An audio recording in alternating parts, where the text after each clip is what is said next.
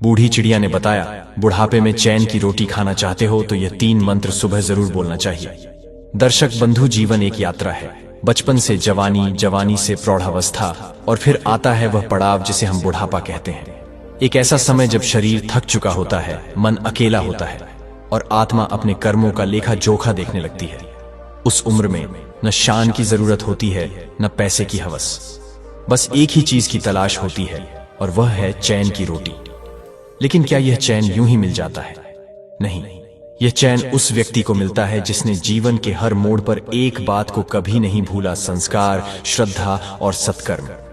पर आज हम आपको वह गूढ़ रहस्य बताएंगे जो बुढ़ापे की उस सबसे कठिन परीक्षा में आपके लिए वरदान बन सकता है। सुबह सुबह जब सूरज अपनी पहली किरण धरती को स्पर्श करता है, जब पंछियों की चहचहाहट ब्रह्मांड में गूंजती है, तब यदि कोई मनुष्य सच्चे हृदय से उन 3 पवित्र मंत्रों का जाप करे तो समझो उसके जीवन से कष्ट, कलह और करुणा का अंत हो सकता है।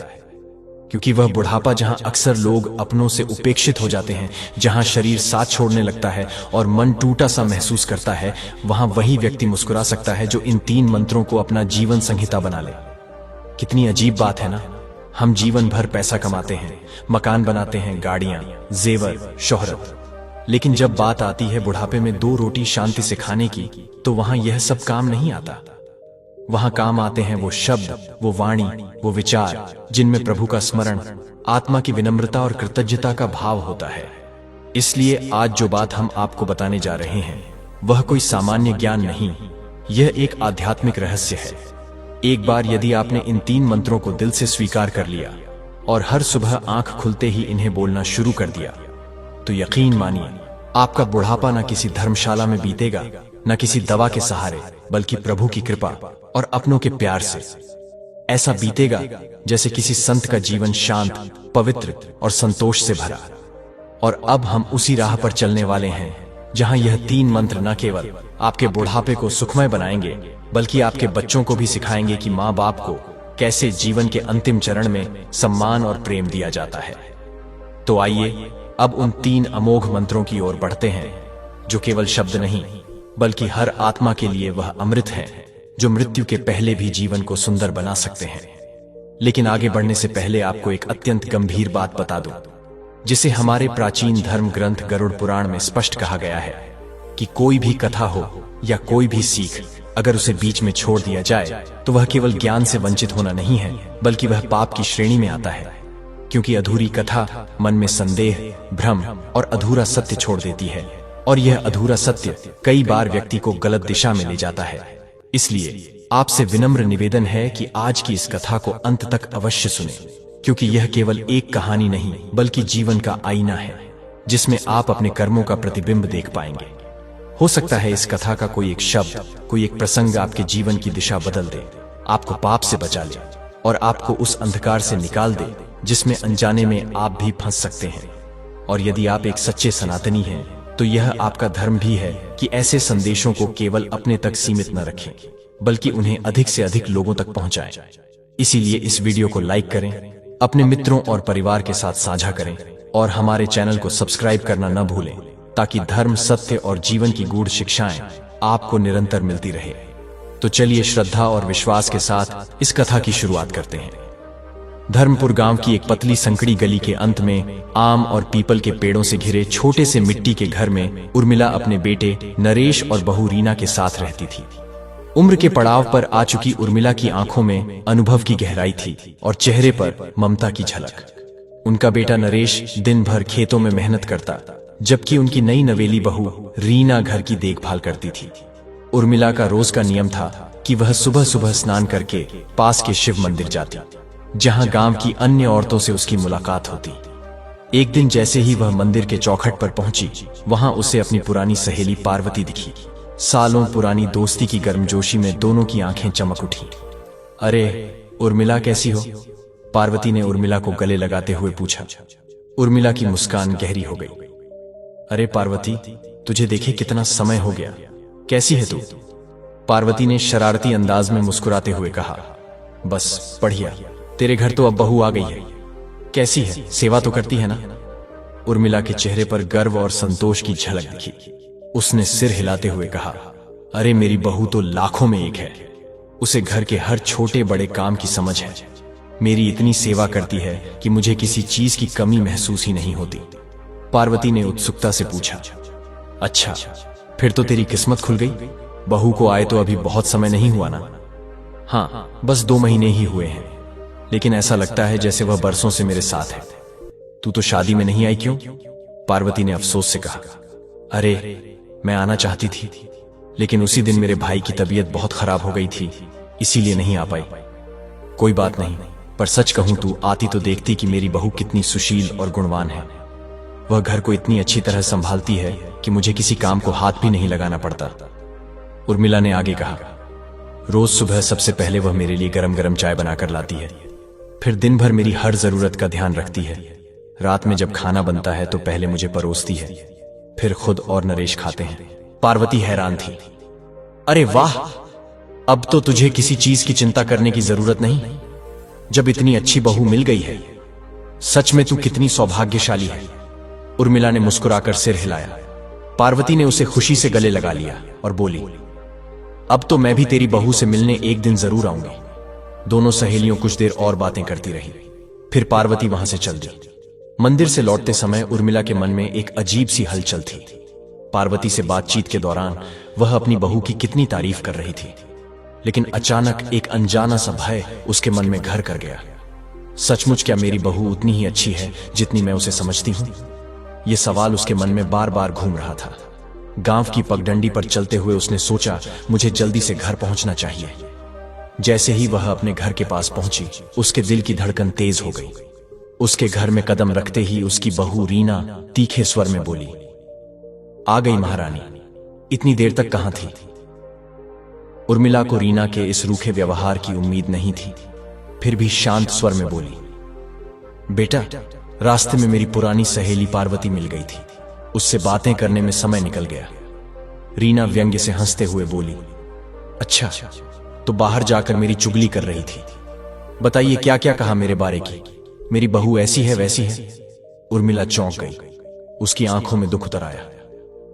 नहीं बहू, मैंने किसी से कुछ नहीं कहा, उर्मिला ने शांत स्वर में कहा। रीना ने आंखें तड़ते हुए कहा, बड़ी आई सफाई देने। खैर, चलो जल्दी से खाना खा लो। थकी हुई उर्मिला चुपचाप खाने के लिए बैठ गई, लेकिन जैसे ही उसने थाली देखी, उसकी आंखें फटी की फटी रह गई। थाली में सिर्फ 2 बासी रोटियां और थोड़ा सा नमक रखा था। वह हैरानी से बोली, अरे बहू, ये क्या? ये रोटी तो बासी है, और सब्जी कहां है? रीना ने लापरवाही से जवाब दिया, सब्जी तो बनी थी, लेकिन मैंने और तुम्हारे बेटे ने खा ली, कुछ बचा ही नहीं। और यह रोटियां यह कल रात की है, फेंक देती तो खाने की बर्बादी होती ना। तुम्हारा बेटा दिन रात मेहनत करता है, मैं उसे बासी रोटी नहीं दे सकती थी। उर्मिला की आंखें भर आईं। वह हतप्रभ थी। जिस बहू को वह अब तक अपना सौभाग्य मानती आई थी, उसकी असलियत अब सामने थी। रीना ने आगे तंज कसते हुए कहा, वैसे भी मैंने अपने मायके में कभी बासी रोटी नहीं खाई।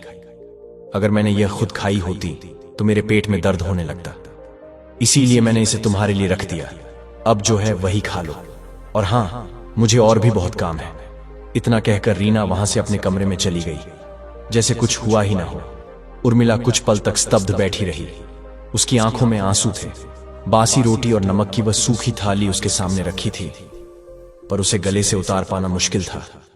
उसका मन भारी हो गया था। कभी वह अपनी बहू की तारीफें करते नहीं थकती थी, लेकिन आज वही बहू उसे रूखी बातों और रूखे खाने का स्वाद झंका रही थी। थोड़ी देर यूं ही बैठे रहने के बाद उसने वह खाना किनारे रख दिया। नहीं, यह मुझसे नहीं खाया जाएगा। उसकी आत्मा दुखी थी और भूख कहीं गायब हो चुकी थी। अभी वह सोच ही रही थी कि दरवाजे पर आहट हुई। उसका बेटा नरेश खेत से लौट आया था। मिट्टी से सने कपड़े, मां पर पसीने की बूंदें और चेहरे पर दिन भर की मेहनत की थकान थी। मां, तुमने खाना खा लिया? नरेश ने पूछा। उसके चेहरे पर हल्की मुस्कान थी। उर्मिला ने जल्दी से अपने आंसू पोंछ लिए और मुस्कुराने की कोशिश की। हां बेटे, खा लिया, नरेश उत्साह से बोला। आज तो रीना ने बहुत ही स्वादिष्ट खाना बनाया था। तुम्हारी मनपसंद सब्जी बनाई थी। मां, सच कहूं, रीना के हाथों में जादू है। तुम तो बहुत किस्मत वाली हो जो तुम्हें इतनी अच्छी बहू मिली है। उर्मिला का दिल बैठ गया। उसे महसूस हुआ कि उसका बेटा बहू के मुंह में इतना अंधा हो चुका है कि घर में क्या चल रहा है यह देखने की उसे फुर्सत भी नहीं है। उसकी आंखों में आंसू आ गए, लेकिन उसने उन्हें छलकने नहीं दिया। हाँ बेटे, सच में बहुत स्वादिष्ट था, मेरा तो मन ही भर गया, उसने भारी दिल से कहा। नरेश मुस्कुराया, लेकिन उर्मिला के चेहरे की उदासी शायद उससे छुपी नहीं थी। वह गौर से देखने लगा और पूछा, क्या बात है मां, तुम परेशान लग रही हो, कुछ सोच रही हो क्या? उर्मिला चौंकी। अगर उसने सच कह दिया तो क्या नरेश समझेगा, या फिर वह भी बहू की तरह उसे ही दोषी ठहराए? उसने ठंडी सांस ली और सिर हिलाते हुए कहा, कुछ नहीं बेटे, बस पैरों में बहुत दर्द हो रहा है, जरा मालिश का तेल दे दो, मैं लगा लूंगी। नरेश ने चारों ओर नजर घुमाई और झुंझलाकर बोला, अरे मां, तेल तो सामने ही रखा है, तुम इतना भी नहीं कर सकती। मैं अभी अभी खेत से लौटा हूं, बहुत थका हुआ हूं, सोने जा रहा हूं। इतना कहकर नरेश अपने कमरे में चला गया, बिना यह देखे कि उसकी मां की आंखों में एक बार फिर आंसू छलक आए थे। उर्मिला एक कोने में बैठी थी, तेल की शीशी पास पड़ी थी, लेकिन अब उसमें मालिश करने की भी ताकत नहीं बची थी। उसका मन भारी हो चुका था।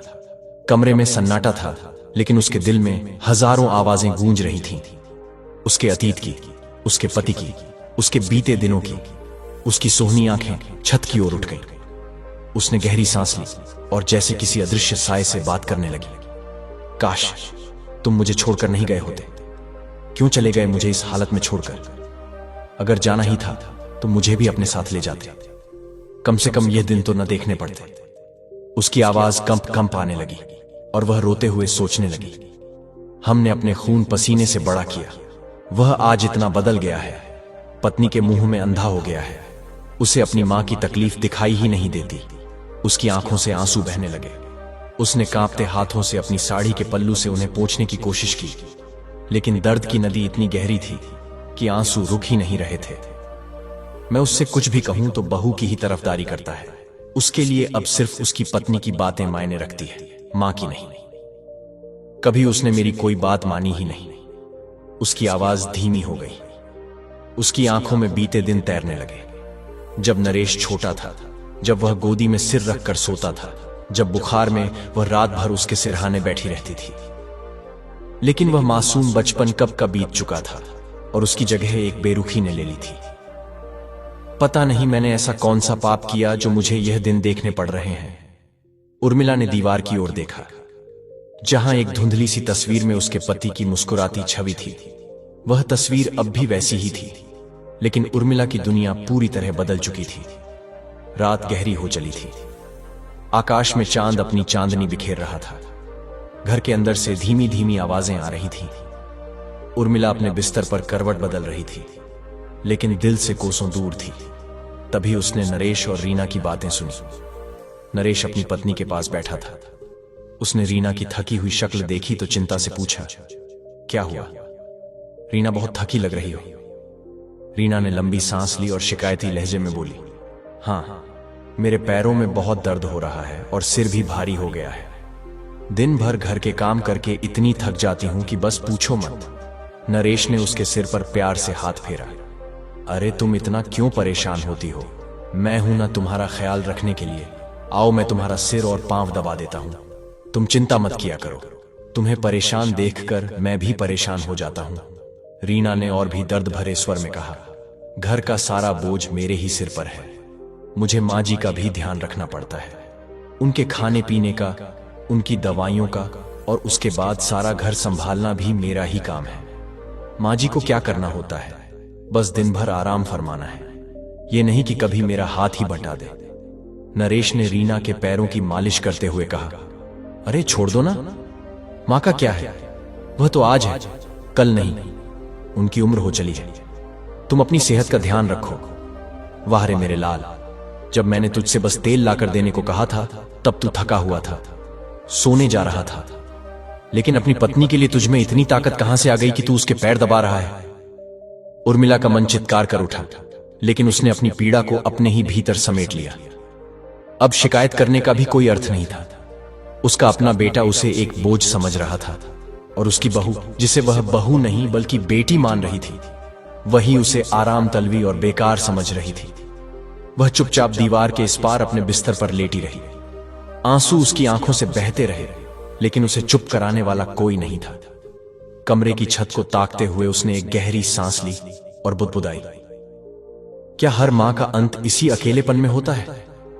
सुबह का सूरज अभी पूरी तरह निकला भी नहीं था कि रीना अपने कमरे में बैठी शीशे के सामने बाल संवार रही थी।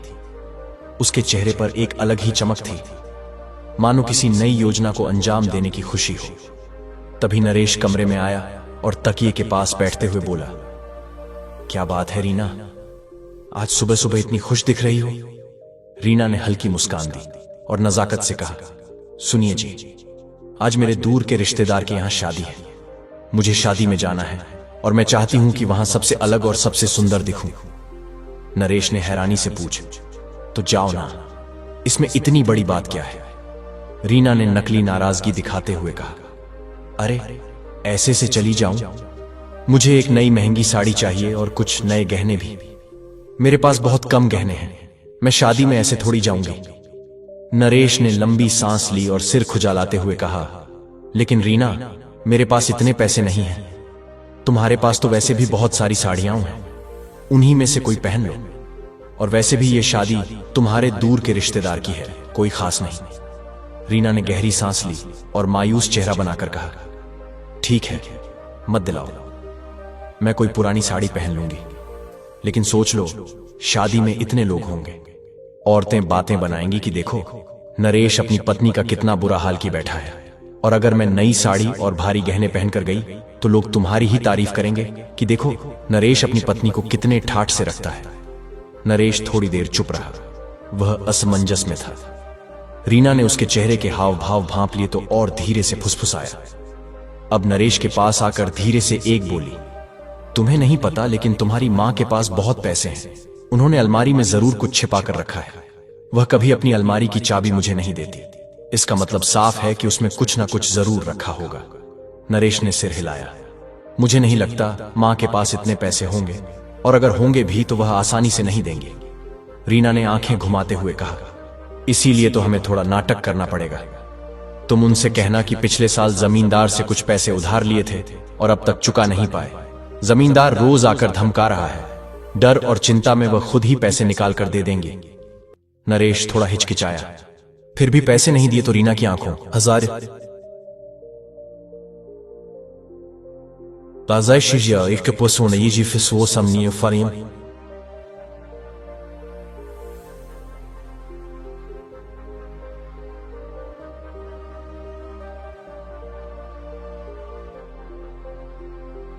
E dá aos lawyers.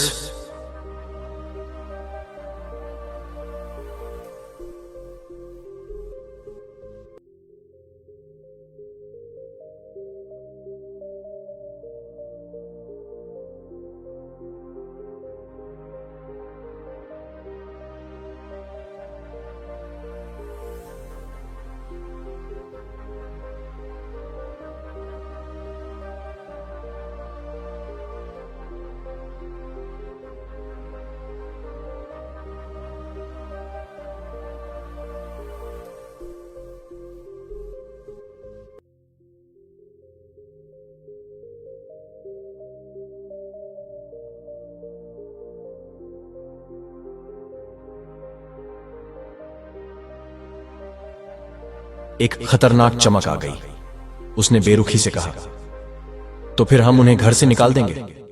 कोई भी मां इतनी कठोर नहीं होती कि अपने बेटे को मुश्किल में देखकर भी पैसे न निकाले। लेकिन अगर उन्होंने फिर भी पैसे नहीं दिए तो इसका मतलब है कि इस घर में रहने का उन्हें कोई अधिकार नहीं। नरेश कुछ पल तक सोचता रहा।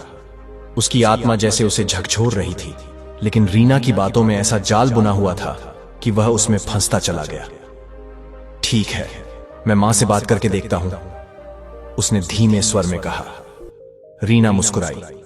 उसका काम हो गया था। अब वह पूरी शाम से शादी में जाने का सपना देखने लगी और इधर नरेश अपनी ही मां के साथ छल करने के लिए तैयार हो गया। शाम का वक्त था, सूरज ढल चुका था और घर में हल्का अंधेरा छा रहा था। उर्मिला अपने छोटे से कमरे में बैठी पुराने दिनों की यादों में खोई हुई थी। तभी दरवाजे पर हल्की सी आहट हुई। उसने मुड़कर देखा तो नरेश था। उसका चेहरा उतरा हुआ था। आंखों में गहरी चिंता की लकीरें थीं। उर्मिला ने तुरंत उसे पास बुलाया। क्या बात है बेटा, बहुत परेशान लग रहे हो। नरेश ने गहरी सांस ली, सिर झुकाया और धीमे स्वर में कहा, क्या बताऊं मां, मैं बहुत बड़ी मुसीबत में फंस गया हूं। उर्मिला के माथे पर चिंता की लकीरें खींच गईं। उसने नरेश का हाथ पकड़कर कहा, क्या हुआ बेटा, साफ साफ बताओ। नरेश ने झूठी उदासी ओढ़ते हुए कहा, मां, जब आप बहुत बीमार थीं, तब मैंने जमींदार से कुछ कर्ज लिया था। सोचा था कि फसल कटने के बाद चुका दूंगा, लेकिन हालात ऐसे बने कि अब तक पैसे नहीं लौटा पाया। उर्मिला चौंक गई। कितने पैसे लिए थे बेटा, और अब क्या कह रहा है जमींदार? नरेश ने झूठी चिंता से सिर झुका लिया। मां, वह अब रोज धमकाने आ रहा है। आज तो उसने यहां तक कह दिया कि अगर कल तक पैसे नहीं मिले तो हमें इस घर से निकाल देगा। मैं क्या करूं मां, मेरी समझ में कुछ नहीं आ रहा। पहले ही तने खर्चे हैं, घर का खर्च, आपकी दवाइयां, फसल भी अच्छी नहीं हुई। कहां से लाऊं इतने पैसे? उर्मिला को जैसे एक गहरा आघात लगा। उसकी बूढ़ी आंखों में आंसू आ गए। हे भगवान, अगर घर चला गया तो हम कहां जाएंगे? कुछ देर तक सोचने के बाद उसने कांपते हाथों से अपनी अलमारी खोली और उसमें से अपनी संदूक जी निकाली। उसे खोलते हुए उसकी आंखों में अपने स्वर्गीय पति की तस्वीर घूम गई। उसने जैसे अपने मन में कहा, तुमने ये पैसे इसलिए दिए थे कि मुश्किल वक्त में काम आए, और इससे बड़ा मुश्किल वक्त और क्या होगा। उर्मिला ने वह सारे पैसे नरेश के हाथों में रख दिए। बेटा, तुम्हारे पिताजी ने यह पैसे बुरे समय के लिए बचाकर रखे थे। इससे बुरा समय और क्या होगा? ये लो, और जमींदार का कर्ज चुका दो। ज्यादा तो नहीं है, लेकिन शायद तुम्हारी कुछ मदद हो जाए। नरेश ने पैसों को कसकर पकड़ लिया। उसने सिर झुका लिया, लेकिन यह अपराध बोध का झुकाव नहीं था, बल्कि अपने छल को छिपाने की कोशिश थी। रात को जब नरेश ने यह पैसे रीना को दिए तो उसकी आंखें चमक उठी। उसने पैसों को अपने हाथ में लेते हुए एक विजय मुस्कान दी और कहा, अब मजा आएगा, अब मैं शादी में सबसे खूबसूरत दिखूंगी। अगले दिन रीना एक चमकती हुई महंगी साड़ी में तैयार हुई। गहनों से सजी चेहरे पर गर्व और संतोष की मुस्कान लिए उसने आईने में खुद को निहारा और कहा, देखो कैसे चमक रही हो। अब शादी में सबकी नजरें मुझ पर ही होंगी। उधर उर्मिला के कमरे में सन्नाटा पसरा था। वह बेबस होकर भगवान की मूर्ति के सामने बैठी थी और सोच रही थी कि क्या सच में उसने अपने बेटे की मदद की, या फिर अपने ही जीवन की बची खुची पूंजी किसी और की चमक धमक के लिए कुर्बान कर दी। कुछ दिनों तक तो सब कुछ सामान्य सा चलता रहा, लेकिन रीना के मन में एक अलग ही उथल पुथल मची हुई थी। हर बार जब वह उर्मिला को घर में देखती, उसका खून खोल उठता। उसे लगता कि यह बूढ़ी औरत उसके सपनों के रास्ते का सबसे बड़ा रोड़ा है। वह चाहती थी कि घर में सिर्फ उसी का हुक्म चले, और इसके लिए उसे उर्मिला से किसी भी तरह छुटकारा पाना था। एक रात जब नरेश काम से लौटा और आराम करने लगा, रीना उसके पास बैठ गई।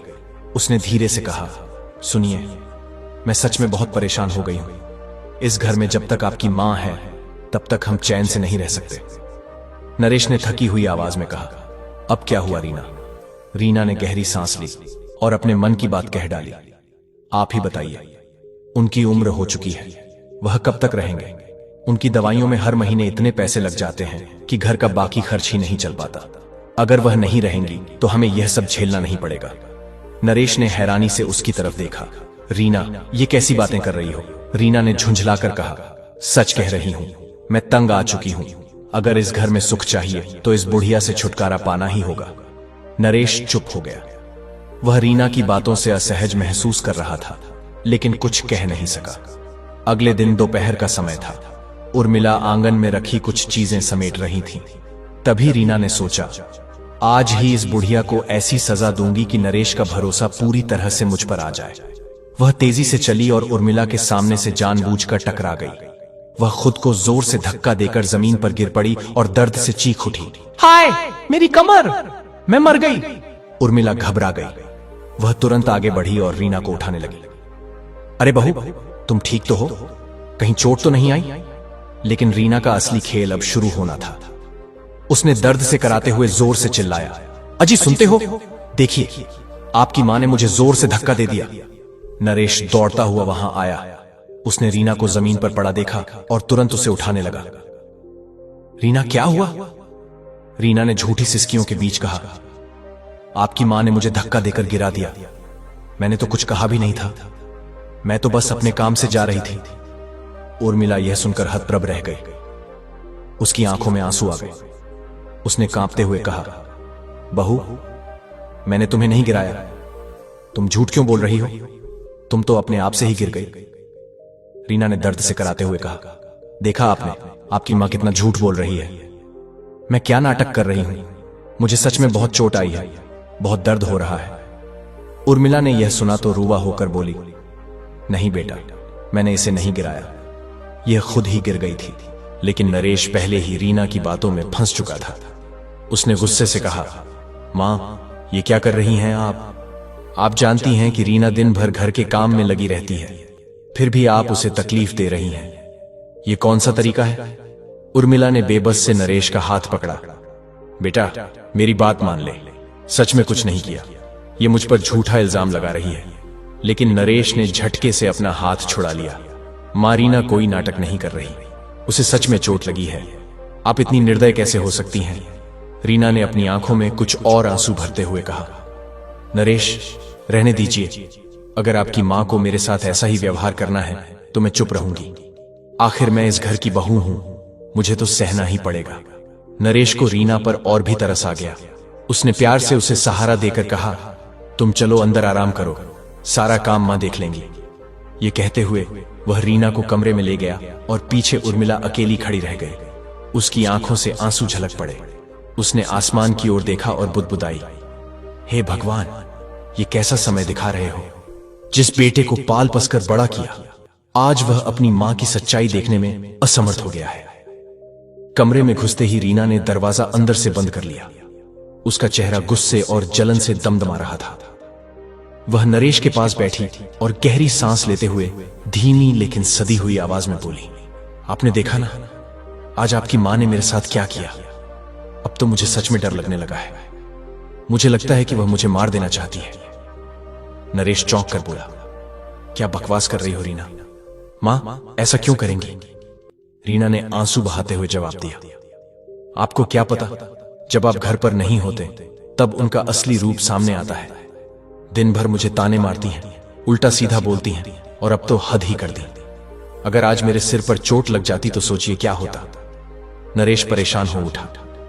उसने रीना का चेहरा गौर से देखा और कहा, रीना, मरे तुम्हारे दुश्मन ऐसी बातें मत करो। मां की उम्र हो चुकी है, तुम्हारी नहीं, और मैं तुम्हें कुछ होने नहीं दूंगा। रीना ने उसकी आंखों में आंखें डालकर धीरे से कहा, आप तो दिन भर खेत में रहते हैं, आपको क्या पता अगर किसी दिन उन्होंने सच में मुझे मार डाला तो तब आप क्या करेंगे?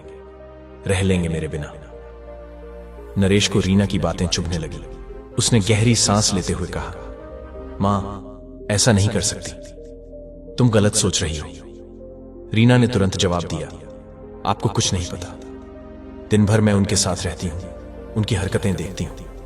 आपके सामने वह भोली बनने का नाटक करती है, लेकिन असल में वह मुझसे नफरत करती है। नरेश ने थकान भरी आवाज में कहा, तो फिर क्या करूं? उन्हें वृद्धाश्रम भेज दो। रीना ने उपेक्षा से हंसते हुए कहा, हां, ताकि लोग मुझे ही कोसें कि मैंने आते ही अपनी सास को घर से निकाल दिया।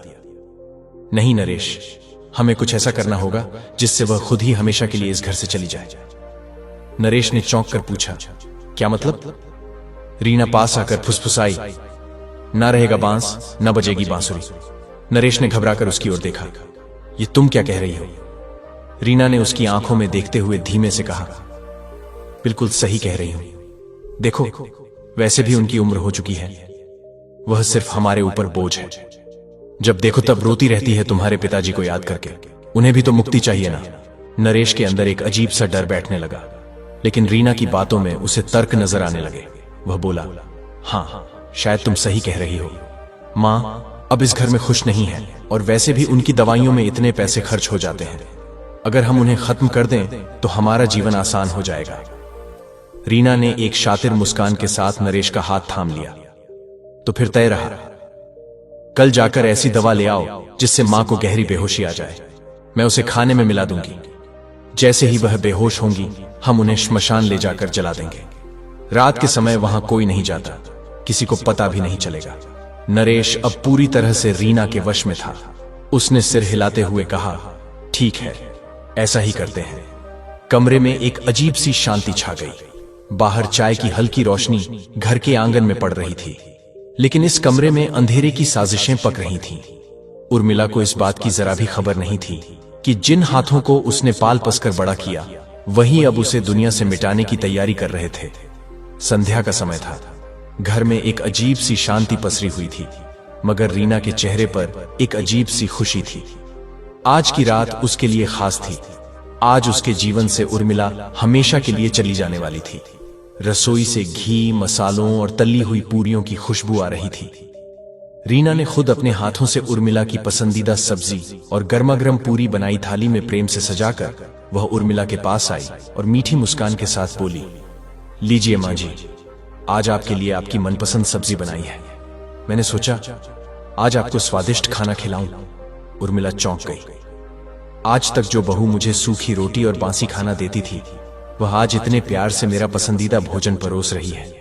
उसका मन शंका से भर उठा। उसे महसूस हुआ कि कुछ तो गड़बड़ है, मगर करें भी तो क्या करें। अगर वह आज खाना नहीं खाएगी तो कब तक भूखी रह पाएगी।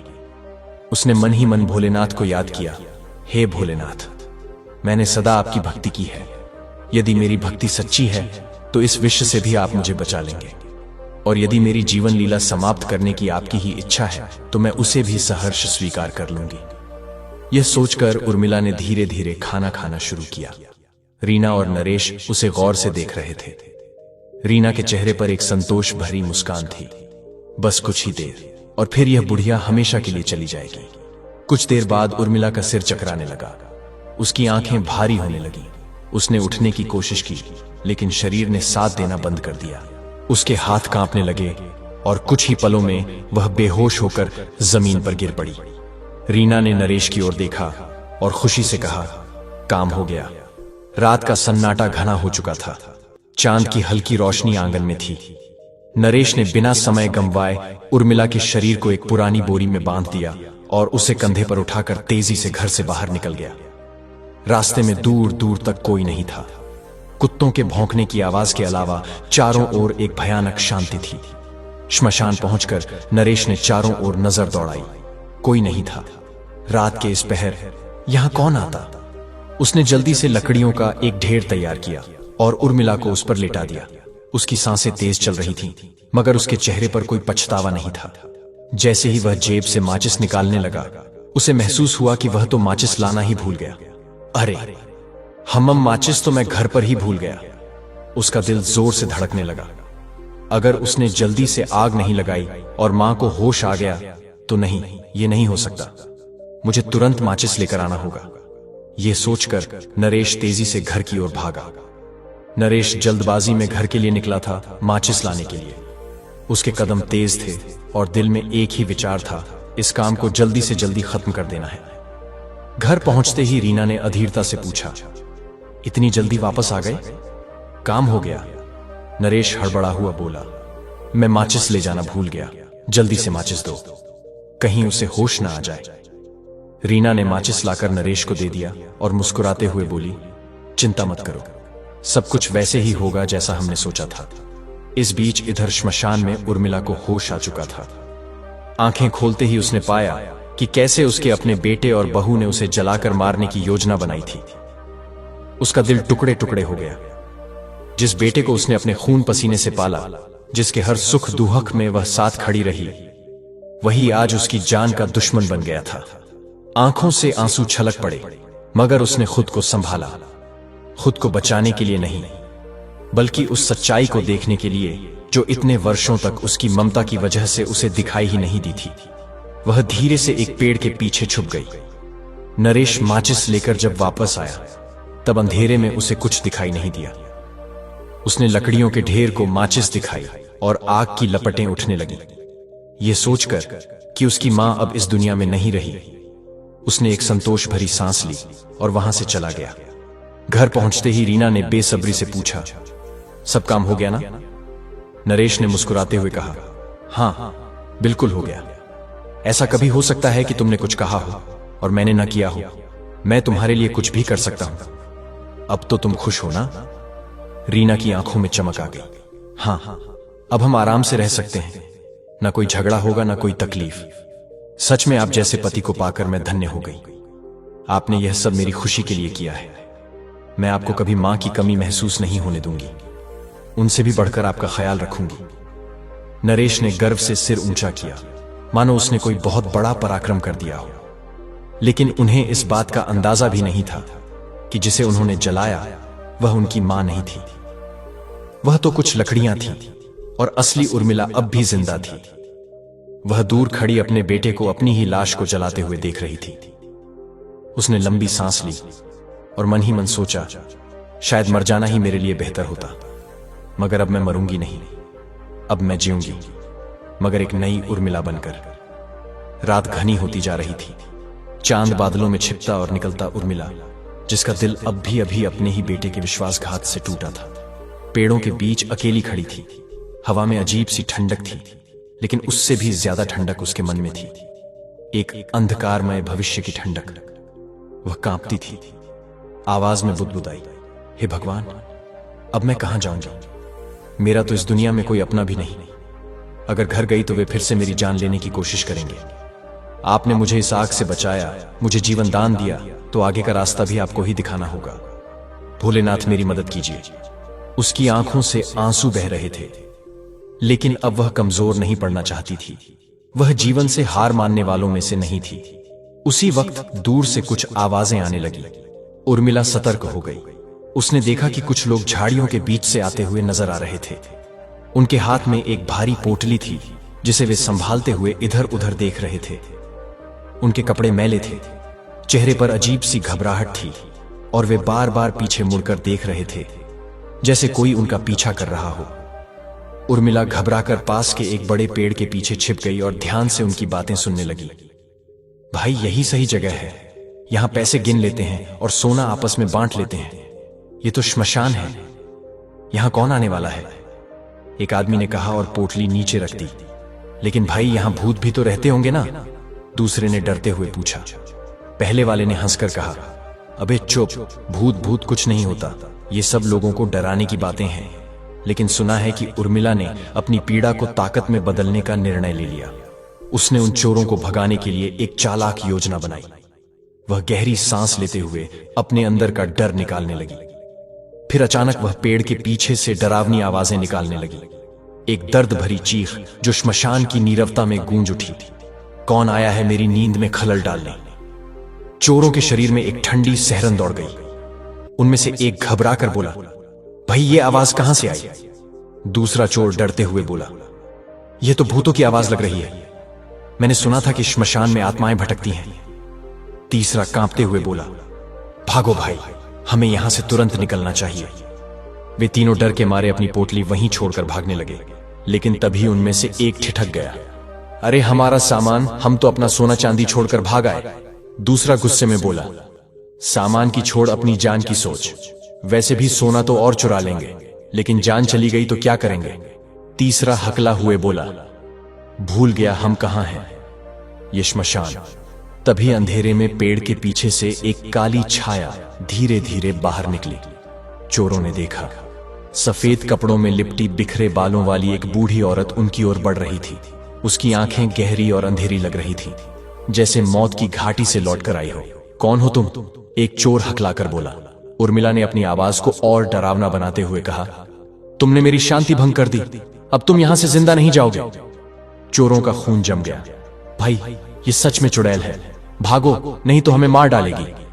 और फिर जैसे उनके पैरों में पंख लग गए हों, वे वहां से बिजली की तेजी से भाग निकले। उर्मिला ने चैन की सांस ली। वह धीरे धीरे चोरों की छोड़ी हुई पोटली के पास गई और उसे उठा लिया। उसने पोटली को कसकर पकड़ते हुए सोचा, अब मुझे आज रात यहीं रुकना पड़ेगा। श्मशान से ज्यादा सुरक्षित जगह मेरे लिए इस वक्त और कोई नहीं। अगर मैं अब भी यहां से गई तो शायद वे चोर रास्ते में कहीं मिल जाएं और यह धन मुझसे छीन लें। वह एक पुराने पत्थर के चबूतरे पर बैठ गई, आसमान की ओर देखा और बुदबुदाई, भोलेनाथ, आपने मुझे एक नई राह दिखाई। अब मैं कमजोर नहीं पड़ूंगी। कल सुबह होते ही मैं अपने घर वापस जाऊंगी। लेकिन इस बार एक बदली हुई उर्मिला के रूप में दूर कहीं मंदिर की घंटी बजी, मानो भगवान ने उसकी बात सुन ली हो। सुबह का सूरज क्षितिज पर धीरे धीरे ऊपर उठ रहा था। रात के अंधेरे के बाद एक नई सुबह दस्तक दे रही थी।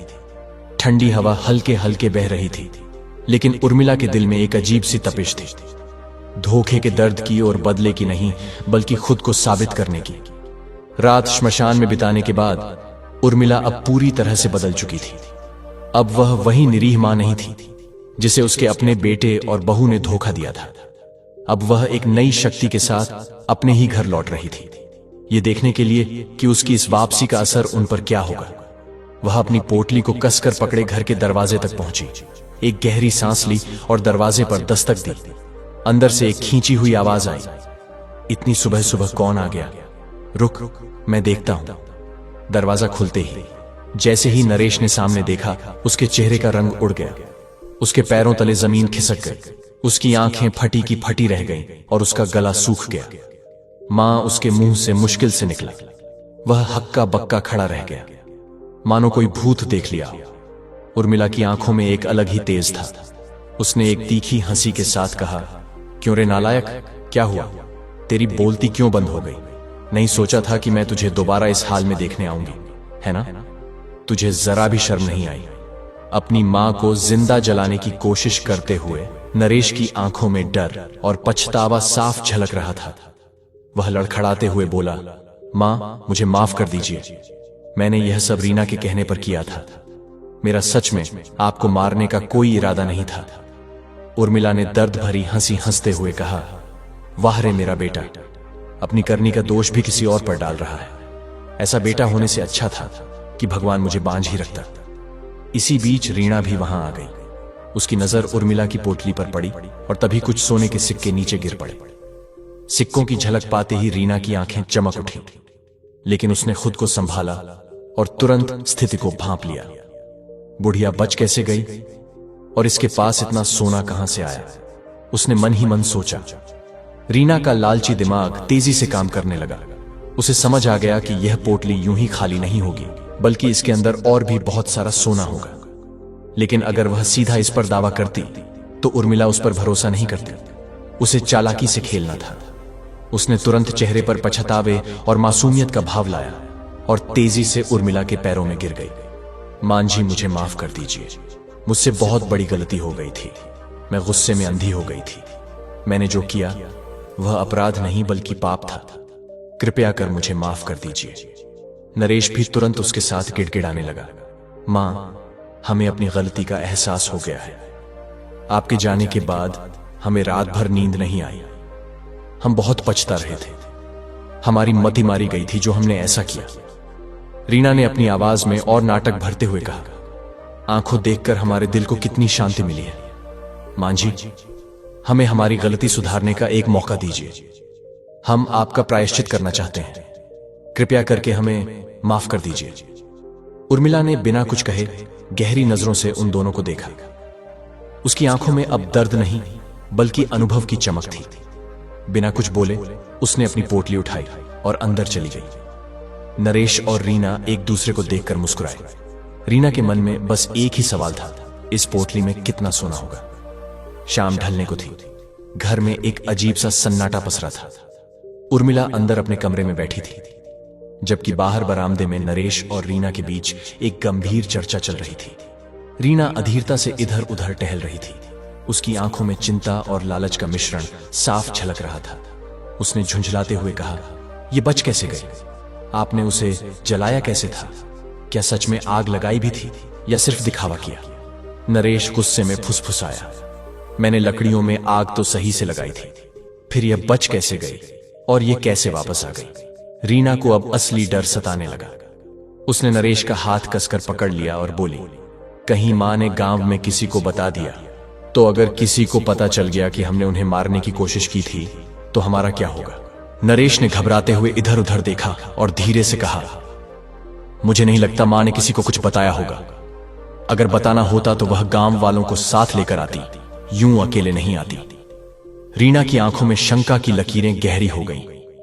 तुम सही कह रहे हो, लेकिन कुछ तो गड़बड़ है। जब मां वापस आई तो उनके पास वह पोटली थी और उसमें से सोने के सिक्के गिरे थे। नरेश चौंक कर बोला, क्या सोने के सिक्के? ये कैसे हो सकता है? मां के पास इतना धन कहां से आया? रीना ने एक गहरी सांस ली और एक चालाक मुस्कान के साथ बोली, यही तो सोचने वाली बात है। इसका मतलब पोटली में और भी धन होगा। मां की यह चुप्पी हमें एक बड़े राज्य की ओर इशारा कर रही है। नरेश को अब रीना की बातों में दिलचस्पी आने लगी। तुम कहना क्या चाहती हो? रीना की आंखों में अब पूरी योजना साफ थी। वह धीरे धीरे नरेश के करीब आई और फुसफुसाई, हमें मां से वह पोटली निकलवानी होगी, लेकिन हम जानते हैं कि उसने हमें माफ नहीं किया है। उनके दिल में अभी भी हमारे लिए अविश्वास है, इसलिए वह हमें यूं ही कुछ नहीं देने वाली। नरेश ने सहमति में सिर हिलाया। तुम सही कह रही हो, लेकिन हम उनसे वह धन कैसे निकलवाएंगे? रीना ने एक कुटिल मुस्कान के साथ कहा, इसके लिए हमें मां के प्रति अपने व्यवहार को पूरी तरह बदलना होगा। हमें उन्हें यह विश्वास दिलाना होगा कि हमें अपनी गलती का एहसास हो गया है। नरेश उत्सुकता से पूछा, पर यह होगा कैसे? रीना ने आंखें चमकाते हुए कहा, अब मैं मां की सबसे लाडली बहू बनूंगी। मैं उनकी इतनी सेवा करूंगी, इतनी देखभाल करूंगी कि वह हमारे पुराने किए हुए पापों को भूल जाए। मैं उन्हें अच्छे अच्छे पकवान बनाकर खिलाऊंगी, उनकी जरूरतों का ध्यान रखूंगी और उनका दिल जीतने की कोशिश करूंगी। नरेश ने रीना की योजना को सराहते हुए कहा, तुम बिल्कुल सही कह रही हो। मां को खुश करना तुम्हारा काम है। उन्हें हर पल यह महसूस कराना होगा कि अब हम बदल गए हैं। रीना ने सिर हिलाया। मुझे पता है मुझे क्या करना है। मां को यह विश्वास दिलाना होगा कि अब हम वही पुराने और आज्ञाकारी बेटे हैं, और जैसे ही हम उनका भरोसा जीत लेंगे, हमें पता चल जाएगा कि वह पोटली कहां से आई और इसमें कितना धन है। नरेश अब पूरी तरह रीना की योजना से सहमत था। दोनों ने एक दूसरे की तरफ देखा और हल्की मुस्कान के साथ सिर हिलाया। अगली सुबह घर के वातावरण में एक अजीब सा बदलाव महसूस हो रहा था। जो रीना कभी उर्मिला को आंखें दिखाया करती थी, आज वे उनके आगे पीछे घूम रही थी। मां जी, मैंने गर्मा गर्म खाना लगा दिया है, आइए खा लीजिए। रीना ने मीठी मुस्कान के साथ कहा, आपका मनपसंद खाना बनाया है, अब से रोज वही बनेगा जो आपको पसंद हो। उर्मिला ने अपनी थकी हुई आंखों से रीना को देखा। उसकी आवाज में अब भी वही तीखापन था। उस दिन की तरह इसमें भी कहीं जहर तो नहीं मिला दिया। रीना के चेहरे का रंग हल्का पड़ गया, लेकिन उसने तुरंत खुद को संभालते हुए भावुक स्वर में कहा, नहीं मां जी, उस दिन की गलती के लिए मैं बहुत शर्मिंदा हूं। लगता है आपने मुझे अब तक माफ नहीं किया। मुझ पर भरोसा कीजिए मां जी, मैंने सच में कुछ नहीं मिलाया। उर्मिला ने एक हल्की हंसी के साथ कहा, भरोसा और तुझ पर बिल्कुल नहीं। पहले तू खा, तभी मैं खाऊंगी, और हां, मेरी थाली में से ही खाना। रीना को जैसे यह सुनकर बिजली का झटका लगा, लेकिन उसने स्थिति को संभालते हुए थाली में से 2 निवाले उठाए और खाते हुए बोली, देखा मां जी, मैंने खा लिया। अब तो आप मुझ पर भरोसा करेंगी ना? उर्मिला ने बिना कोई जवाब दिए थाली की ओर हाथ बढ़ाया और खाना खाने लगी। उसकी आंखें रीना पर ही टिकी थीं, जैसे उसकी हर हरकत को परख रही हो। शाम ढल चुकी थी। घर के आंगन में हल्की ठंडक थी। नरेश काम से लौटा और दरवाजे के अंदर आते ही उर्मिला की ओर बढ़ा। कैसी हो मां? उसने बनावटी चिंता दिखाते हुए पूछा। आराम कर रही हो ना? तबीयत तो ठीक है? उर्मिला ने हल्की हंसी के साथ कहा, भोलेनाथ की कृपा से एकदम स्वस्थ हूं बेटे, कोई जरूरत नहीं मुझे किसी की मदद की। नरेश थोड़ा सकप पकाया, लेकिन उसने हिम्मत जुटाकर कहा, मां, तुम्हारे घुटनों में दर्द तो नहीं हो रहा? कहो तो मैं मालिश कर दूं। उर्मिला ने उसकी आंखों में सीधे झांका। यह वही बेटा था जो कल ही उसे मौत के मुंह में धकेलने को तैयार था, और आज उसकी सेहत की चिंता कर रहा था। कोई जरूरत नहीं बेटे, उसने सपाट स्वर में कहा। जा, तू जाकर खाना खा ले। नरेश ने रीना की ओर देखा। रीना, मां ने खाना खा लिया? रीना ने तुरंत जवाब दिया, हां, मां चक्कर खा चुकी है, आप भी खाना खा लीजिए। नरेश ने सिर हिलाया और गंभीर स्वर में कहा, और हां रीना, मां को हमेशा सबसे पहले खाना देना, उन्हें दवाई भी खानी होती है। मेरी मां को किसी भी तरह की तकलीफ नहीं होनी चाहिए। फिर उसने जेब में से अपना बटुआ निकालते हुए कहा, मां की दवाइयों की पर्ची निकालकर मुझे कल दे देना, मैं शहर जाकर लेता आऊंगा। रीना ने आज्ञाकारी बहू की तरह सिर झुका लिया। जी ठीक है। उर्मिला यह सब चुपचाप देख रही थी। जिस बेटे को कभी उसकी तकलीफों से कोई फर्क नहीं पड़ता था, वह अब उसकी चिंता कर रहा था। जो बहू उसे घर से निकालने पर आमादा थी, वह आज उसकी सेवा में जुटी थी। उसे पता था कि यह सब सिर्फ एक दिखावा है, एक नया नाटक जो एक बड़े स्वार्थ से प्रेरित था। रात का सन्नाटा घर में गहरा हो चुका था।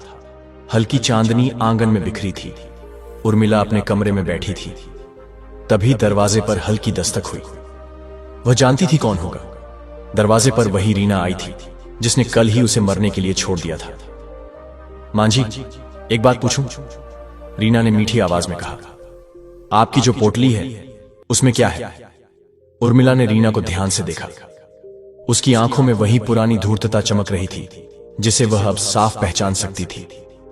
उसने एक गहरी सांस ली और मुस्कुराते हुए बोली, वह एक राज है जो समय आने पर ही बताऊंगी।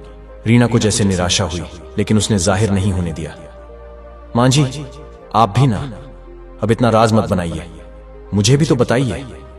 तू जा, यहां से जाकर सो, उर्मिला ने टालते हुए कहा। रीना बुझे मन से कमरे से बाहर आई और बड़बड़ाते हुए सोचने लगी। मांझी कुछ बताने को तैयार ही नहीं है और पोटली चुराने का कोई मौका भी नहीं मिल रहा। लगता है मुझे और धैर्य रखना होगा, अभी और सेवा करनी पड़ेगी, तभी तो वह खुद बताएंगी कि पोटली में क्या है। अगली सुबह रीना फिर से अपनी नई चालाकी के साथ हाजिर थी। मांझी, आपकी चाय तैयार है, गर्मा गर्म पी लीजिए। उर्मिला ने चाय की प्याली को देखा, फिर रीना की आंखों में झांका। उसने हल्के से हंसते हुए कहा, पहले तू पीकर बता, फिर मैं पंगी। रीना थोड़ा चौंकी। मांझी, आप मेरी जूठन पिएंगी? उर्मिला ने तीखी नजरों से उसे देखा और सख्त लहजे में बोली, हाँ पी लूंगी। जहर पीने से अच्छा है कि तेरी जूठन ही पी लूं, कम से कम जिंदा तो रहूंगी। रीना के चेहरे पर कुछ पलों के लिए खामोशी छा गई। फिर उसने जबरन मुस्कान के साथ चाय का एक घंट पिया और बोली, देखिए कुछ नहीं मिलाया है इसमें, अब तो पी लीजिए। उर्मिला ने चुपचाप चाय का प्याला उठाया और एक घूंट लिया। उसके चेहरे पर कोई भाव नहीं थे, लेकिन दिल ही दिल में वह इन नए नाटकों को देख रही थी। दिन बीतते गए और उर्मिला की सेवा जारी रही। समय पर खाना, गर्म दवाई, आरामदायक बिस्तर। जो बेटा और बहू कल तक उसे घर से निकाल देना चाहते थे, वही आज उसकी जीवन से देखभाल कर रहे थे। लेकिन उर्मिला मूर्ख नहीं थी। वह अच्छे से जानती थी कि यह सब सेवा क्यों हो रही है। वह समझती थी कि इन्हें मुझसे कोई लगाव नहीं, बस इस पोटली का लालच है, वरना यही लोग मुझे जिंदा जलाने को तैयार थे। दिन बीतते जा रहे थे। अब रीना का धैर्य जवाब देने लगा था। वह हर रोज उर्मिला की सेवा करती, मीठे बोल बोलती, पर उसका मन बस एक ही चीज में अटका था, वह रहस्यमयी पोटली। आखिर उसमें ऐसा क्या था जिसे लेकर मांझी इतना सतर्क रहती थी? उस दिन रीना ने तय कर लिया कि अब और इंतजार नहीं। वह उर्मिला के पास पहुंची और धीरे से बोली, मांझी, अब तो बता दीजिए, आखिर इस पोटली में क्या है? क्या अब भी आपको हम पर भरोसा नहीं? उर्मिला ने रीना की आंखों में देखा। वहां अभी भी वही पुरानी लालसा चमक रही थी, जिसे वह अब पहचानने लगी थी। कुछ पलों तक शांति रही। फिर उर्मिला ने एक लंबी सांस ली और हल्की मुस्कान के साथ कहा, अच्छा ठीक है, दिखाती हूं। जैसे ही उर्मिला ने पोटली खोली, उसकी चमक से रीना की आंखें चौंधिया गईं। उसमें सोने के सिक्के, चमचमाते गहने और ढेर सारा धन था। यह सब देखकर रीना के चेहरे पर अविश्वास और लालच का एक अनोखा मिश्रण झलकने लगा। इतना सारा धन! रीना ने हैरानी से कहा, मांझी, ये सब आपको कहां से मिला? किसने दिया? उर्मिला ने रीना के चेहरे की हर हलचल को गौर से देखा, फिर बड़े ही शांत स्वर में बोली, जिस दिन तुम्हारा पति मुझे आग में जलाकर चला गया था, उसी दिन एक चमत्कार हुआ। आग की लपटों के बीच से एक दिव्य देवता प्रकट हुए। उन्होंने मुझे बचाया और कहा कि जो हुआ वह बहुत अन्यायपूर्ण था। जब मैंने उन्हें अपनी कहानी सुनाई तो उन्हें मुझ पर दया आ गई।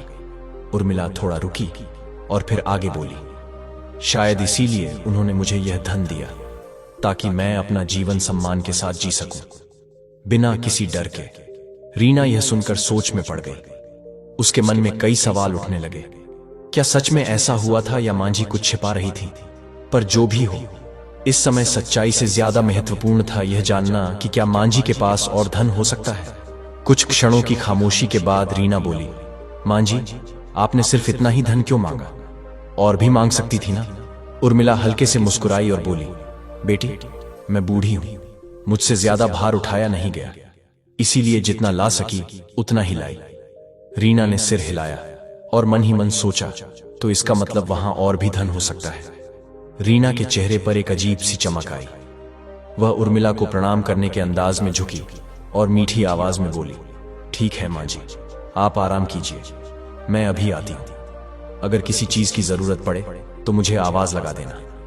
रीना बेचैनी से नरेश का इंतजार कर रही थी। जैसे ही नरेश घर आया, उसने दरवाजा बंद किया और दबे स्वर में बोली, सुनते हो, मैंने उस पोटली के राज्य का पता लगा लिया है। नरेश चौंका, क्या सच कह रही हो? रीना ने एक कुटिल मुस्कान के साथ सिर हिलाया और उसे पूरी बात विस्तार से बता दी। कैसे उर्मिला को वह चमत्कारी धन आग के अंदर से निकले देवता ने दिया था और कैसे वह केवल थोड़ा सा ही उठा पाई थी। नरेश हैरानी से सुनता रहा, लेकिन उसके चेहरे पर धीरे धीरे लालच की चमक उभरने लगी। रीना ने आंखें चमकाते हुए कहा, मां जी तो ना समझ निकली जो सिर्फ इतना सा धन लेकर लौटी, लेकिन हम उनकी तरह मूर्ख नहीं हैं। मेरे पास एक बेहतरीन तरकीब है जिससे हम भी उस देवता से धन ले सकते हैं। नरेश उत्सुकता से बोला, कैसी तरकीब? रीना उसके करीब आकर धीरे से बोली, आज रात तुम मुझे उसी चिता पर लिटाकर आग लगा देना जैसे मां जी के साथ किया था। जब वह दिव्य शक्ति प्रकट होगी तो मैं उससे बहुत सारा धन मांग लूंगी। फिर जैसे ही धन मिल जाएगा मैं वापस आ जाऊंगी। नरेश थोड़ा घबराया, पर यह बहुत खतरनाक है। अगर सच में कुछ गलत हो गया तो? रीना हंस पड़ी, अरे तुम बेवजह डर रहे हो। अगर मां जी को वह शक्ति बचा सकती थी तो मुझे भी जरूर बचा लेगी। नरेश सोच में पड़ गया, लेकिन फिर रीना की अगली बात सुनकर उसकी शंकाएं भी खत्म हो गईं। रीना ने एक गहरी सांस ली और धीमे स्वर में कहा, सोचो, जब मेरे पास ढेर सारा धन होगा तो तुम्हें खेतों में काम करने की जरूरत नहीं पड़ेगी। हमें किसी के सामने हाथ फैलाने की जरूरत नहीं होगी। और सबसे बड़ी बात, इस बूढ़ी औरत की सेवा से भी मुक्ति मिल जाएगी। एक बार हम अमीर हो गए तो इसे हमेशा के लिए रास्ते से हटा देंगे। नरेश की आंखों में भी अब लालच झलकने लगा। उसने रीना की बात पर सहमति में सिर हिलाया। हां, तुम सही कह रही हो, लेकिन मैं भी तुम्हारे साथ रुकूंगा। तुम्हें अकेला वहां छोड़ना ठीक नहीं लगेगा। रीना ने उसकी ओर गंभीरता से देखा और बोली, नहीं, मां जी वहां अकेली थी, इसीलिए वह शक्ति आई। अगर तुम्हें वहां देखकर देवता को शक हो गया तो सारा धरा बेकार चला जाएगा। मुझे अकेले ही जाना होगा। और हां, मां जी को इस बारे में कुछ भी पता नहीं चलना चाहिए। नरेश ने हामी भरते हुए कहा, ठीक है, मैं उन्हें कुछ नहीं बताऊंगा। रीना तब मन ही मन खुश होती हुई कुटिल मुस्कान के साथ बोली, उन्हें जब तक सब समझ आएगा तब तक हम अमीर बन चुके होंगे। रात का सन्नाटा था, चारों ओर अंधेरा पसरा हुआ था और बीच में जलती चिता की लपटें आकाश की ओर उठ रही थीं। नरेश ने अपनी पत्नी रीना को चिता पर लिटाकर अपने कंपे हाथों से अग्नि दे दी थी, ठीक वैसे ही जैसे उसने अपनी मां उर्मिला के साथ किया था। रीना की आंखों में डर था, लेकिन लालच ने उसके भय को दबा दिया था। बस कुछ ही देर की बात है, उसने खुद को समझाया, जैसे ही देवता प्रकट होंगे मैं उनसे अपार धन मांग लूंगी और फिर सुख संपत्ति में जीवन बिताऊंगा। नरेश ने आखिरी बार जलती लकड़ियों की ओर देखा और भारी मन से वहां से लौट आया। उसे विश्वास था कि सुबह होते ही रीना ढेर सारा धन लेकर वापस आ जाएगी। लेकिन सुबह की पहली किरण घर की दरी पर बिखर चुकी थी। लेकिन अब तक रीना का कोई पता नहीं था। समय बीतता गया और नरेश की बेचैनी बढ़ने लगी। इतनी देर क्यों हो गई? उसका दिल जोर जोर से धड़कने लगा। कहीं कुछ अनहोनी तो नहीं हो गई? तभी उर्मिला ने चिंतित स्वर में पूछा, बहू कहां है? इतनी सुबह सुबह तू यूं परेशान क्यों लग रहा है? नरेश का गला सूख गया। उसने कांपते हुए कहा, मां, एक बात बताओ, जिस रात तुम्हें श्मशान में जलाने की कोशिश की थी, तुम इस समय तक घर आ गई थी ना? उर्मिला को कुछ अजीब लगा। हाँ, मैं तो आ गई थी, लेकिन तू यह सब क्यों पूछ रहा है? और बहू कहां है? नरेश सिर झुकाकर बोला, मां, रीना भी कल रात श्मशान गई थी। उर्मिला स्तब्ध रह गई। क्या? पर क्यों? नरेश की आंखों में पछतावे की लकीरें में उभर आई। वह हकलाते हुए बोला, उसे पोटली का रहस्य पता चल गया था। उसने कहा था कि तुम्हें आग में से देवता ने बचाया और धन दिया। उसी लालच में उसने भी खुद को अग्नि के हवाले कर दिया, यह सोचकर कि वह तुमसे भी अधिक धन मांगकर लौटेगी। मैंने उसे भी अग्नि दी और घर चला आया। उर्मिला के हाथ से पानी का लोटा छूटकर जमीन पर गिर पड़ा। उसकी आंखों में गहरा दुख उतर आया। हे भगवान, यह तुमने क्या कर दिया पागल लड़के? क्या तुझे इतनी भी अक्ल नहीं थी कि यह सिर्फ मेरे कर्मों का फल था? कोई चमत्कार नहीं, नरेश ने कांपते स्वर में कहा। पर मां, तुम तो बच गई थी तो रीना भी बच सकती है ना? उर्मिला की आंखों में आंसू झलक आए। उसने भारी स्वर में कहा, नरेश, मैं बची थी क्योंकि मैंने कभी किसी का बुरा नहीं चाहा। मेरे भोलेनाथ ने मेरे कर्मों को देखा और मेरी रक्षा की। लेकिन रीना ने क्या किया? लालच, कपट, षड्यंत्र और हत्या की योजना। क्या कोई देवता ऐसे व्यक्ति की रक्षा करेगा? नहीं बेटा, यह तेरे ही कर्मों की सजा है। फिर उर्मिला ने श्मशान में घटी उस दिन की सारी घटना नरेश को बताई कि वह पोटली वास्तव में उसे कैसे मिली थी। नरेश का पूरा शरीर कांपने लगा। उसने सिर पकड़ दिया और जमीन पर घुटनों के बल बैठकर जोर जोर से रोने लगा। उसकी आंखों के आगे अंधेरा छा गया था। उसे अपनी गलती का एहसास हो चुका था, लेकिन अब कुछ भी बदल नहीं सकता था। रीना लालच की आग में जलकर राख बन चुकी थी। वह कभी लौट कर नहीं आएगी। श्मशान का अब कोई देवता भी नहीं आएगा। बस लपटों के बीच उसकी कुटिल हंसी की गूंज बाकी रह जाएगी। दर्शक बंधु, अभी कथा यहीं खत्म नहीं होती। अभी हम यह भी जानेंगे कि औलाद चाहे कितना ही कहना माने, पर यह 3 चीजें बुढ़ापे में कभी मत देना, वरना बुढ़ापे में खून के आंसू रोना पड़ेगा। दर्शक बंधु, यह कथा अभी यहीं खत्म नहीं होती। अभी हम यह भी जानेंगे कि बुढ़ापे में अगर चैन की रोटी खाना चाहते हो तो सुबह उठते ही यह 3 मंत्रों का जाप जरूर करना चाहिए। दर्शक बंधु, बुढ़ापा केवल झुर्रियों का नाम नहीं है। बुढ़ापा उस शांति का नाम है जो हमने अपने पूरे जीवन में बोई और संजोई होती है। कोई व्यक्ति अचानक बूढ़ा नहीं हो जाता। धीरे धीरे आदतें बूढ़ी होती हैं, विचार बूढ़े होते हैं, और जो कर्म हम रोज करते हैं वही आगे चलकर हमारी छाया बनकर हमारे साथ रहते हैं। इसीलिए जो मनुष्य बुढ़ापे में चैन की रोटी खाना चाहता है, उसे आज से ही अपनी सुबह बदलनी होगी। सुबह की शुरुआत जैसे होगी वैसा ही दिन ढलता है और वैसा ही जीवन का संध्या समय भी। आज मैं आपको 3 ऐसे मंत्र दे रहा हूं जिन्हें रोज सुबह बोलिए। साधारण नहीं, बड़े गहरे मंत्र जो आपके मन, प्राण और कर्म तीनों को ठीक करेंगे। इन मंत्रों की सच्चाई यह है कि यह केवल जप नहीं है, यह जीवन का अनुशासन है। इन्हें सही भावना, सही उच्चारण और सही संकल्प के साथ बोलोगे तो आपका वर्तमान सुधरेगा, रिश्ते सुधरेंगे, स्वास्थ्य सुधरेगा और सबसे बढ़कर आपका मन शांत होगा। जब मन शांत होता है तभी बुढ़ापे में चैन उतरता है। सुबह उठते ही सबसे पहले अपना चेहरा आकाश की ओर करके, आंखें हल्की सी बंद करके 3 गहरी सांसें लो। पहली सांस में बीते कल का बोझ छोड़ दो। दूसरी में आज के लिए साहस भरो। तीसरी में अपने भीतर ईश्वर का प्रकाश बुलाओ।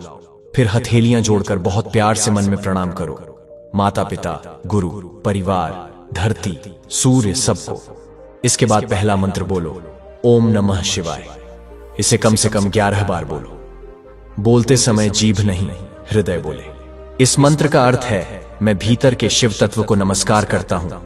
अहंकार, क्रोध, ईर्ष्या, आलस्य सब भस्म हो जाए और भीतर की पवित्रता जागे। ओम के उच्चारण में गला और छाती दोनों कंपन करते हैं, जिससे तनाव ढीला पड़ता है। नमः में सिर अपनी ही गलतियों के आगे झुकना सीखता है और शिवाय में जीवन को कल्याण की ओर मोड़ने का संकल्प जन्म लेता है। जो व्यक्ति हर सुबह यह मंत्र भाव से जपता है, उसके निर्णय साफ होते हैं, उसका व्यवहार नरम होता है और उसके घर में अनकही शांति उतरती है। बुढ़ापे में चैन की रोटी वही खाता है जिसने जवान दिनों में अपने घर में शांति बोई हो। यह मंत्र उस बुवाई की शुरुआत है। पहले मंत्र के बाद दोनों हथेलियां हृदय पर रखो, हल्की सी मुस्कान रखो और दूसरा मंत्र बोलो, गायत्री मंत्र। ओम भूर्भुवः स्व तत्सवितुर्वरेण्यम भर्गो देवस्य धीमहि धियो यो नः प्रचोदयात्। इसे 11 या 21 बार जपना उत्तम है। अर्थ समझते चलो। हे परम तेजस्वी, हमारी बुद्धि को पवित्र और प्रेरित करे। जीवन का आधा दुख गलत निर्णयों से आता है। गलत संगति, गलत खर्च, गलत आदतें। गायत्री मंत्र बुद्धि को आलोकित करता है। जो बुद्धि आलोकित हो गई वह मोह में नहीं फंसती, दिखावे में नहीं बहती, लालच के जाल में नहीं उलझती। आपके आज के छोटे छोटे सही निर्णय, थोड़ा थोड़ा बचत, थोड़ा थोड़ा संयम, थोड़ा थोड़ा सेवा, यह सब मिलकर कल के बुढ़ापे में आपके लिए छांव का पेड़ बनते हैं। जप के समय हर पंक्ति के साथ सांसों की लय मिलाओ। एक पंक्ति में श्वास बाहर, दूसरी में भीतर, धीरे धीरे, ताकि मन इधर उधर न भागे। अगर उच्चारण कठिन लगे तो धीरे धीरे स्पष्ट अक्षरों में बोलो। जल्दबाजी मत करो। मंत्र भागते मन को रोके, मन मंत्र को नहीं। अब तीसरा मंत्र महामृत्युंजय। ओम त्र्यंबकम यजामहे सुगंधिम पुष्टिवर्धनम उर्वारुकमिव बंधनान मृत्योर्मोक्षीयमामृतात्। इसे भी 11 बार बोलो। यह मंत्र केवल मृत्यु भय से मुक्ति नहीं देता, यह हर तरह के बंधनों, लत, डर, चिंता, रोग, अशक्ति से मुक्त करने का आह्वान है।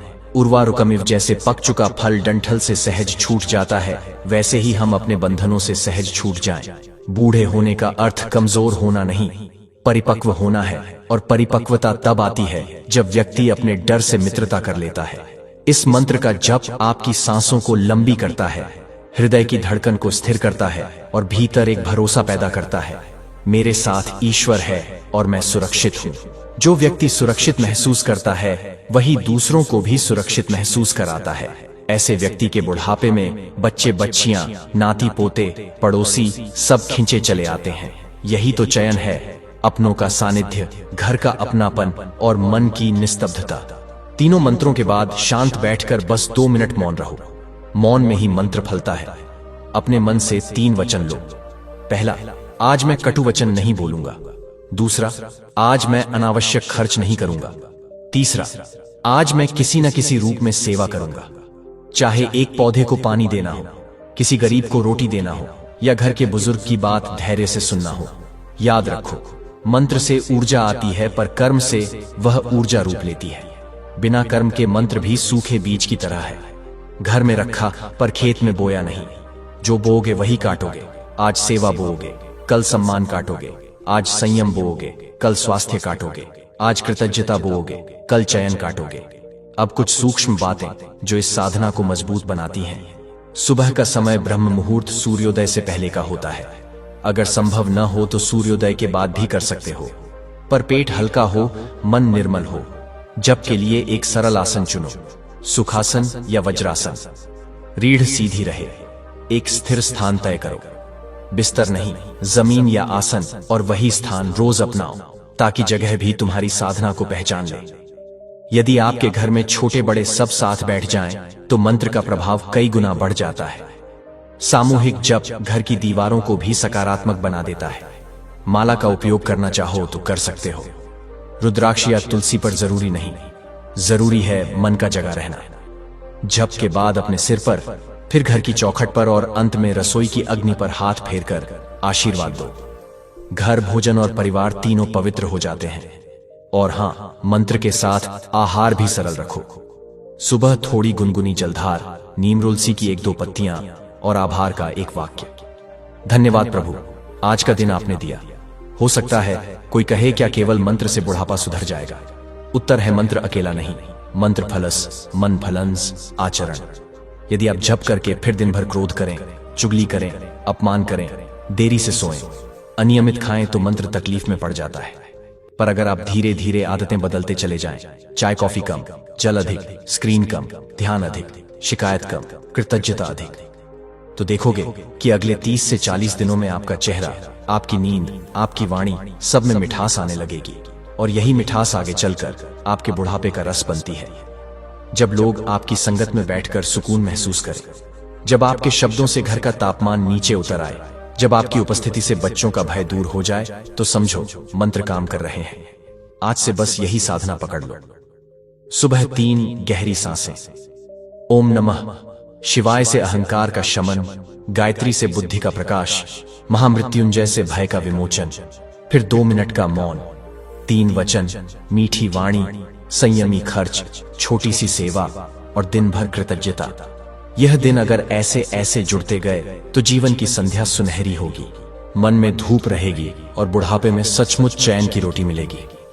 क्योंकि तब रोटी में केवल स्वाद नहीं होगा, उसमें अपने लोगों का प्रेम और ईश्वर की कृपा भी घुली होगी। आज से शुरुआत करो, अभी से शुरुआत करो, क्योंकि जो सुबह तुम आज संवारते हो वही कल तुम्हारा बुढ़ापा बनकर तुम्हें गले लगाएगी।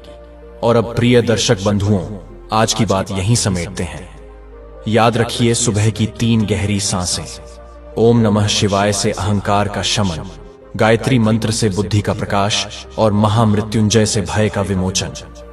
फिर 2 मिनट का मौन और दिन के लिए 3 छोटे वचन, मीठी वाणी, संयमी खर्च और छोटी सी सेवा। यही साधना आपके आज को सुखी और आपके बुढ़ापे को शांत बनाएगी। प्रभु आप सब पर अपनी कृपा बनाए रखें। आपके घर आंगन में सुख, शांति और समृद्धि बढ़ती रहे। अगर आज की यह बात आपके हृदय को छू गई हो तो इस वीडियो को लाइक कीजिए, अपने प्रियजनों के साथ शेयर कीजिए और ऐसी ही भक्तिभाव और जीवन सुधार की बातें रोज सुनने के लिए हमारे चैनल को अभी सब्सक्राइब कीजिए।